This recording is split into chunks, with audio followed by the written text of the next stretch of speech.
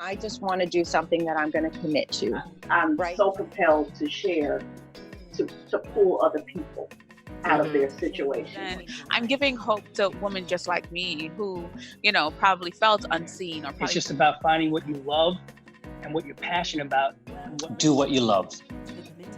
Do what you love. And I really realized that this is what happens once you let go. You just create all that space, It's about helping each other. It's about growing with each other. It's about being true to self. To whom much is given, much is required.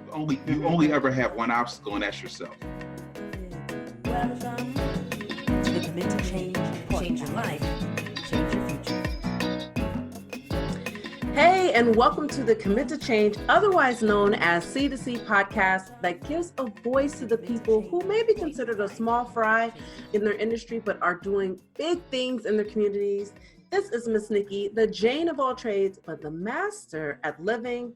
I am committed to introducing local VIPs, which are vivaciously inspiring people to encourage you on your daily journey, as well as let you possibly know what is happening to you in your area. Today's guest we have, who is a fellow podcaster, which is really awesome, Miss Jade Hendricks. Please welcome her to the show. Say hi. Hi. Hey, thanks for having me. You're welcome. So of course, I got to tell a little bit about who is here. So let me tell you about Miss Jade Hendricks. She is a certified financial education instructor, coach, writer, and as I said, a podcaster and a speaker. She is a woman on a mission to shift the perspective of wealth and legacy in disenfranchised communities. She is a mom to her baby pup, Shiloh. She grew up in a single parent household, and it shaped her initial perspective of wealth and security. This motivated her to secure over $600,000 in scholarships in high school. And she successfully obtained her bachelor's degree debt-free. I would have loved to have been in high school with Miss Hendricks to teach me a little something, something. Her mission is to share her story to help other students do the same. Primarily focused on personal finance, Jade volunteers with local organizations that work with high school students on college preparation, professional development, and financial education. Her professional background includes working for Fortune 100 companies, Oracle, and Morgan Stanley, where she's developed training programs, educated Millennial clients, and enhanced diversity and inclusion initiatives to grow the talent pipeline. Jade's goal is to create and cultivate spaces in which people of color can learn and grow, particularly within career and personal finance. By sharing her experience and providing advice in bridging the gap between talent to opportunity, please welcome again to the C2C podcast, Miss Jade Hendricks. Wow. I'm like, that sounds really good. I've never had my bio read out loud. And now I see what people say when they're like, when they hear it for the first time. I just got chills like, wow, I really did this stuff. Yes, it is all you. So tell us a little bit more about you and what makes Jade Jade. That is a good question. That's something that I always am thinking about as I continue to learn and grow. But again, Jade I. Hendricks, I am the oldest of three from Milwaukee, Wisconsin. So small city girl, just wanting to do more, see more, be more, and really just got an opportunity to do that and just see the growth or evolution of it. So I guess a little bit of background, I actually didn't want to go to college. Up until my junior year, I was like, I'm not going to do it. It's too expensive. I have two younger brothers, and I, with the financial thing, growing up in a single family household, I took on a very motherly approach, wanting to be responsible even at a very young age for my younger brothers. And so I was like, well, I'll just be an entrepreneur and I'll go do hair or makeup or whatever. And then at my school, I went to a private school. We had to do a senior exit paper, basically, kind of like a thesis. And I ended up writing about the value of a college degree. And from my research, what I realized is that college is more than just the education piece. it's an opportunity to expand your network, to build skills, not both technical and interpersonal skills. And so I just really got intrigued with, well, who could I become? I could still do this entrepreneurship thing, but who could I become if I just gave myself a chance? So with that in mind, the research, I was like, well, if I go to school, I'm not taking loans. And so I just got very aggressive in my senior year, researching scholarships, and was able to secure a ton of scholarship money, and still even get refund checks and other things throughout my college matriculation. So it really just inspired me to be able to tell my story to other high school students who believe that it's not a possibility, and some people who just don't go to school because they don't have the money.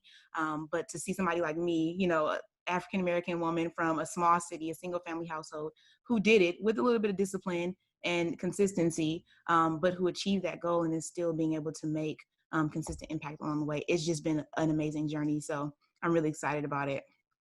Wow. First of all, let me commend you on just the selfless service as a team, to think about the rest of your family members and say, you know what, I'm going to sacrifice this opportunity to go to school because of the cost that I know it will be on my family. And then to just have that discipline to research and say, well, I'm going to find, I know there's money out there. I'm going to find where the income is so that way I can go to school and relieve my family also of that burden of the cost of education. And that says a lot. And now the fact that you want to give back and teach others to do that, that is commendable. So let me give you a hand clap, a pat on the back, high five, whatever it is. So, if you haven't been given, and who am I? I'm just a person that's interviewing today, but I have to say, I'm proud of you. That is awesome. Thank you. So, Thank you so much. You're welcome. So tell me, like, what was it that made you decide, like, when you went through school and you realized, like, wow, I just tapped into something. What made you decide to commit your life to teaching others the same path? I think a lot of times, especially my mission now, like having a brand for education, is all about education through engagement and empowerment. And I think a lot of times people shy away from opportunities because they just don't know or haven't been exposed to it. And for me, that was kind of my experience. I don't have a ton of college grads in my family. My aunt actually got her PhD, but started her college or her education journey a little later in life. I think she went back to school at 33. So she's kind of like the only person that I knew who, had higher education in her, she went through the whole system. And so I think once I was able to successfully achieve these things, going to school free, and I went to a small private college that cost, at the end of 4 years, I think $103,000. So it wasn't like I stayed and went to a state school, even though that's a great accomplishment as well. I don't want to minimize anybody else's story too, but I chose a very expensive college, made it through completely, like I said, debt free. I was able to get additional scholarship money that paid for pretty much my living expenses. I secured internship opportunities that gave me the job experience, but also paid me throughout the summer, and additional scholarship money. So it was just like all this abundance in this particular area just flowing through my fingers. And so to me, it's unreal. Not that like I said, I worked really hard in high school. I was a 4.0 student, athlete, honor society. So I did a lot.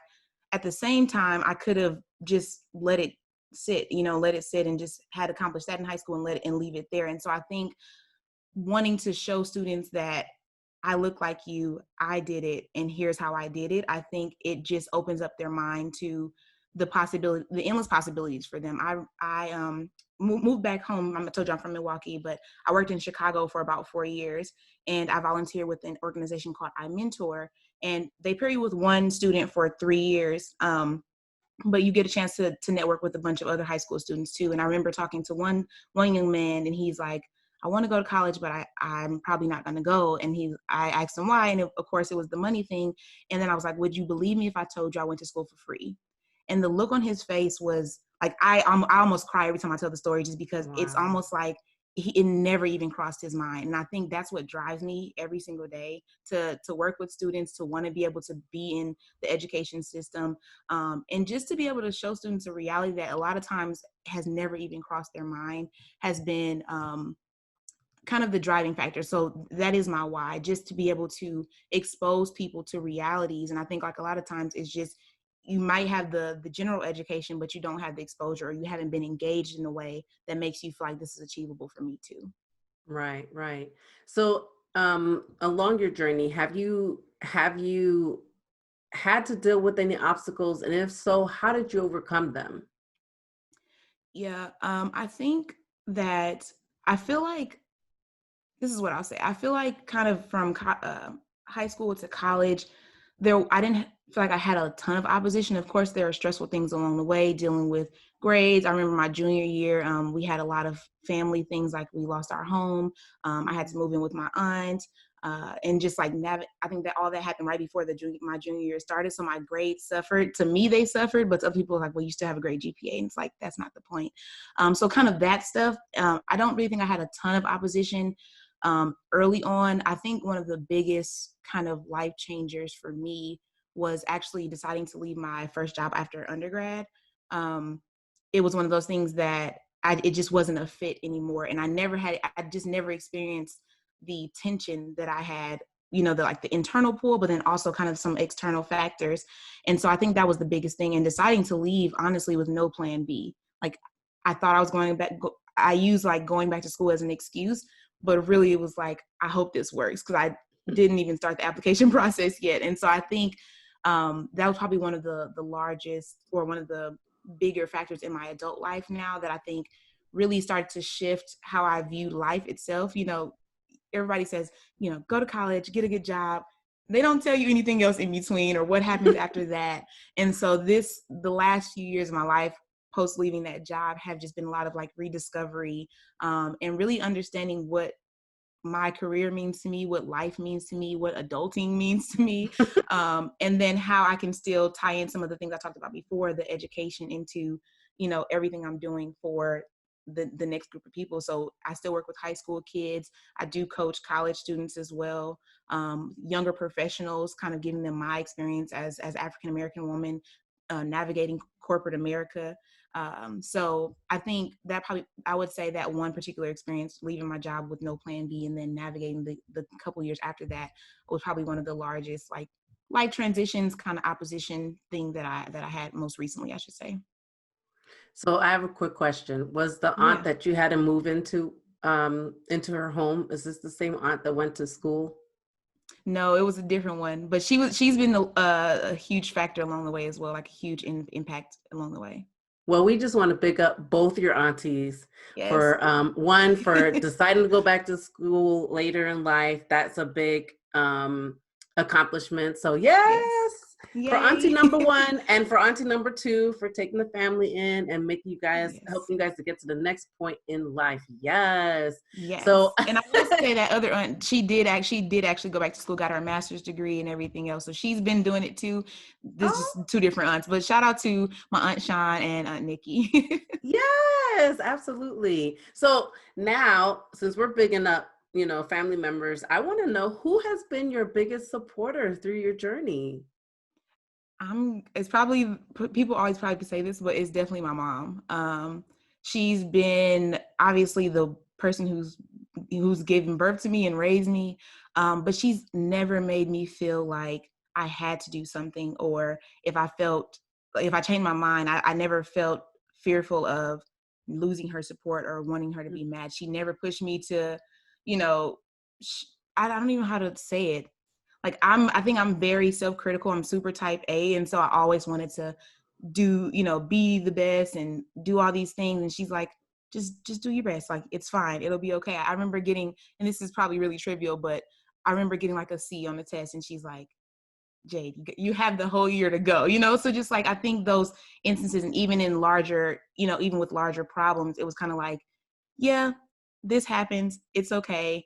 Move on. Like, let's keep going. I'm proud of you anyway. And so I think just having somebody that constantly supports me regardless of how I feel, especially as a person who's pretty self-critical in my own right, I never felt like I had to, work extra hard to impress her, because she was always proud of who I was. And I think that prepared me, or propelled me, to do even more. So I think, she's just somebody who's always been in my corner, whatever I needed, she's done it for me. I remember one time, and I won't go too crazy with stories, but I remember one time we were I went to Chicago to look for apartments right before graduation from college. And I missed my megabus for the way back to Nashville. And she drove me from Chicago to Nashville and drove right back the same day. So like when I say literally whatever I needed, she was there. She's everything to me. Oh, so big ups to mom. Thank you, mom. Yes, mama. That is so awesome. Okay, so I see that we have the supports within the family, and I know that you must be like just like an example to them as well, just to see the driving force within you. How would you say, like, how do you feel like you're giving back to your community? Yeah. I think honestly, it's an everyday journey. I've always been very aware of reaching back. You know, you get to a certain position and some people just forget about where they came from. So I've always been very intentional about reaching back. And so that may look like volunteering in the community. So I mentioned when I was living in Chicago, I volunteered with an organization called I Mentor Chicago. I'm back home in Milwaukee, so I volunteer currently with an organization called Secure Futures, which focuses on financial literacy and college prep for high school students, particularly Black and Brown high school students. And then as I was working, I found other opportunities. So my very first organization post-college, I worked at Morgan Stanley, and I got a chance to do a 9-month rotation with the diversity and inclusion officer. So I was able to build programs recruiting specifically at HBCUs. I got a chance to teach personal finance or financial literacy to high school students who would come into our office. So I've always been very intentional about either making spaces for me to be able to give back and share my experience, or moving into spaces where I could do the same thing. Because it's important, and representation is everything. And I've realized, even working, like I said, in corporate America, and I came from an HBCU, so I had enough support and training to be comfortable as a Black woman to show up in spaces that weren't necessarily created for me. And so I want to be able to give that same kind of empowerment to people like me, who are navigating spaces where in a lot of times we are the minority. So I'm very, very, very intentional about trying to make sure I'm always doing that. So what would you say to someone within like your volunteer work that you're doing, or that you come across, that they're basically sitting on the fence of their field of dreams? They want to do something different. They want to impact the world in some type of way. They want to go after their passion, but there's something that's keeping them still, and they can't go either way. What would you say to them? Like, what would you do? Like, what advice would you give to them? Yeah, honestly, I would just say, just do it. And it sounds easy, but I'll give a little bit more context to it. So the reason, and this is something that I'm learning, so I always try to give advice to something that's still very applicable to me, as opposed to being like, I did this, here's how you can do it too. But a very recent instance was I launched a podcast myself, and it was something that I had been sitting on for 3 years. Just easy to make excuses. It's not the right time, or what if people don't like what I have to say, whatever the case may be. It was supposed to launch in April.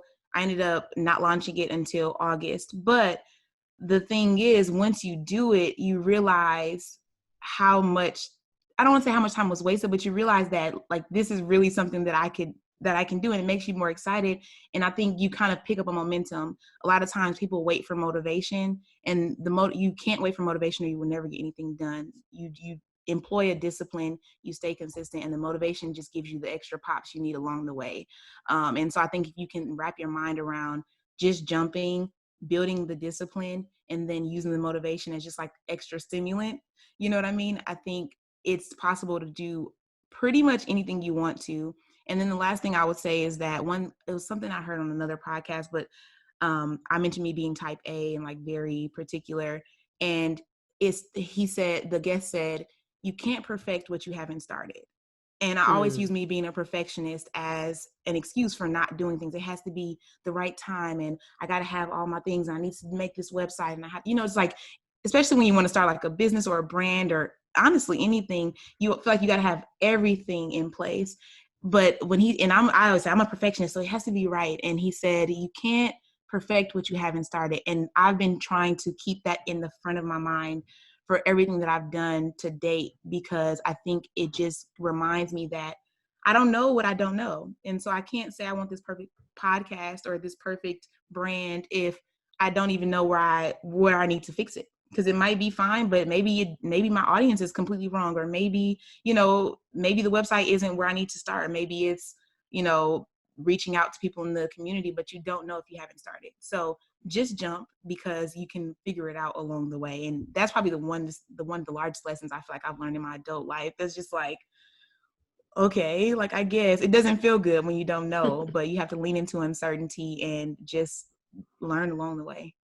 That is juicy. So I'm writing that down to keep on there. Yes. You can't perfect what you haven't started. Yes. Yeah. I know.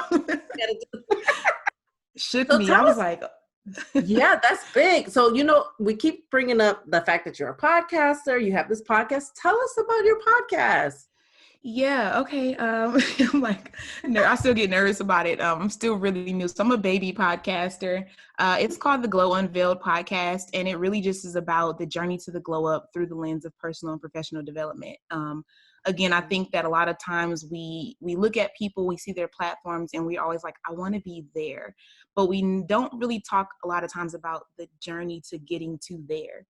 So we look at our day one and look at their 365, and we're like, why can't I be like that? I was like, well, yeah, you don't know what happened between day 2 and 364 that you haven't experienced yet, because you're still, to your last question, you're still like afraid to leap.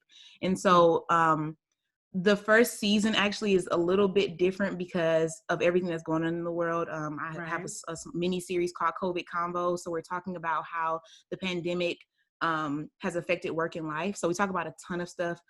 It still is very applicable to my overall goal or vision for the podcast, but it's a little more tailored to or tailored through the lens of the pandemic. So particularly how all these things disproportionately affect the Black and Brown communities.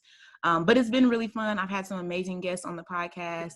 I'm learning, honing in on my communication skills, learning to become a better interviewer, and learning a lot. I mean, these people are experts in their field. So we talk about mental health. We talk about health equity. I have a guest coming up soon. We're talking about trauma, just entrepreneurship, how to navigate small business during the middle of a pandemic. So I'm taking notes as I'm listening and talking too, and even doing my own research. So I think it's just a really cool platform to be able to learn and grow. That's kind of like my personal mission: always learning, always growing.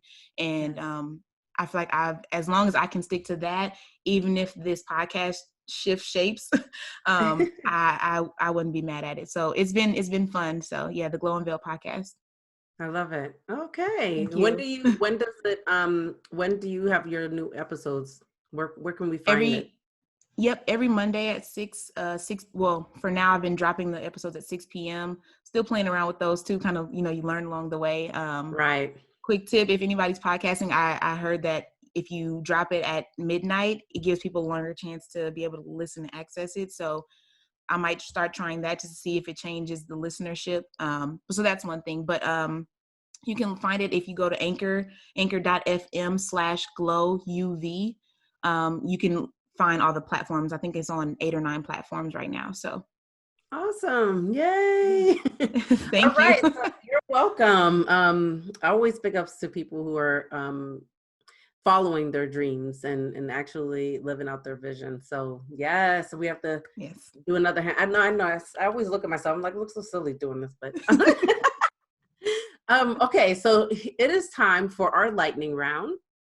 Yeah. So you ready for that? So I'm going to ask you 5 questions, short and sweet, and you answer short and sweet, or if you wanted to explain, you could do that too. We're open. All right. So here we go. The first question is, what initially held you back from making your commitment to change, like to show up in the community, if anything did? I would probably just say fear, fear of uncertainty, not sure how people would accept you or accept your ideas, and just wanting to be perfect, or have that that viewpoint, but just not knowing how to navigate it. Okay. And what would you say has been the best advice you've ever received? I'd have to say my mom recently told me after I didn't get into grad school, she said, if you got everything you wanted, you would never grow. And that's literally stuck with me probably for I think she told me that last January. So about almost 2 years now, because now I'm like, okay, well, if it's a failure to me, there's a reason why. And so, if you got everything you wanted, you would never grow. Okay. And just look at what you've also accomplished in the time that you haven't been in grad school. So that's something to reflect on too. Absolutely. Perspective is everything. Yes. So share a personal habit that contributes to your success. Okay. So I mentioned that when I say that I'm probably literally, I'm like very particular about structure. But I do think that having some sort of discipline or, some consistent habit that will help you do everything you're doing is so important. But one thing I do is I have whiteboards, and I schedule out my to-dos for the week. So I'll brain dump at the beginning of every week, and then I will basically chunk out tasks per day based on the things that I want to accomplish. I tell my friends all the time, like, pick a couple things a day. But what I've noticed is that by being very intentional about how much I'm doing in a day, I'm able to do so much more in a week versus trying to do everything in that one day. So, top 2 or 3 items per day. And I use my whiteboards to kind of keep me accountable. So I have one for all my ideas and then one to kind of like plan out my day. So that's probably definitely a huge habit that keeps me on point and focused. Awesome. Is Shiloh trying to make a yes. debut? So we have huge windows in the house, and she's like running past the blinds. I'm like, geez. Hi, Shiloh. I know she can hear Right, because you're here. Yeah. Okay. Well, what book would you recommend to the C2C family and why? Oh, that's a hard question. I read a lot. One of the most recent books that I've read was Atomic Habits. And since we're talking about like habits, I think that one is a really good one, just because I think a lot of times we kind of think we're going to just get something quickly. Like, okay, fitness is another thing I talk about a lot, or like eating healthy. And some people just want to, they try to cold turkey everything, either by getting rid of things or implementing all these things at once. But Atomic Habits really just, his argument is that by making very small incremental changes, you're able to see larger change or growth over time. So one one thing he says that I always bring up when I'm talking about the book is that he says, if you get 1% better every day, by the end of a year, you're actually 30% better than you were on day one. And if you did nothing on day one, for that next year, you're actually negatively growing. So it's kind of like this chart he shows, but it's just interesting to say, like, 1% sounds like nothing. That's like 0.01. So it seems like nothing, but just 1% every day. And even to me, like I said, I feel like I have good habits, but just like there are other things that I want to get better at. So it's like, okay, just get 1% better. If you want to read a book, read 1 page a day, start there. And then it might take you longer, but it's better than not reading the book at all. You said you wanted to read it. So if you haven't read Atomic Habits, I highly recommend it. Okay. I feel like I have it on my list somewhere because that book sounds familiar. But I probably didn't get to it yet. But I feel like it's on my list. So I'm definitely gonna put it again, if it isn't, or put it to the top. Yeah. Atomic Habits by James Clear. Yeah. Okay, perfect. Thank you for sharing that. Yeah. All right, so here's your big question. If you found out that you only had 1 hour left to live, but you were given the opportunity to share one final message, what would it be? I'll share the advice that I shared. I did a panel a couple of years ago at an intern conference, and I said, it's not about being the best, it's about being your best. I think a lot of times we're so focused on what everybody else is doing, and we lose sight of our why. And our why is what drives us. And I think if you can focus on being your best, there really is no competition. You know what I mean? Like if you're giving 100%, it doesn't really matter what everybody else is doing because it's relative to, to what they might be doing. So I think, I'm just going to leave it at that. It's something that I've been sharing a lot more lately. I kind of said it just came out of me when somebody asked me a question, but I was like, just do your best. And I promise it makes the world of a difference.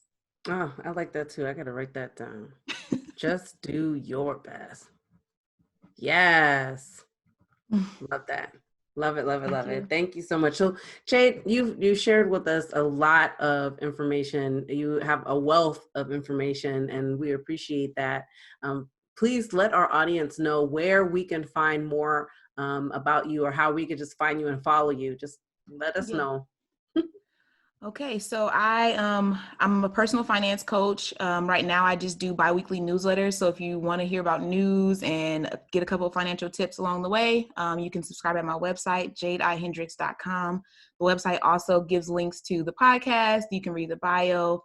I do some professional development stuff, so like resume reviews, all those things also on the website. If you want to follow me on Instagram, Jade I Hendricks. If you want to follow the podcast, it's Glow Unveiled, Unveiled. And again, all the links to everything are on the website, or if you go to my page, you can probably find everything else too. Wow. Thank you so much. Please make sure you follow her. I'm definitely I want you to please keep us posted on all your, the milestones you're hitting and how you're excelling in your career and your entrepreneurship journey. We want to hear more about that. So keep us posted. So thank you. So to the audience, that is a wrap. We want to thank again Ms. Jade Hendricks for being a VIP guest on the C2C podcast. And thank you to all of our listeners for tuning in. We hope you feel inspired to keep moving forward towards your goals and stick with or make a commitment to change your life. And please make sure to check out the links provided by our guests and share today's podcast and information with anyone you may feel may benefit from it. And remember, in order to get to the top of the steps, you have to take the first step. Just don't step on anyone on the way because you just might trip. This is Miss Nikki. Till next time. Bye. Bye. Change your life, change your future.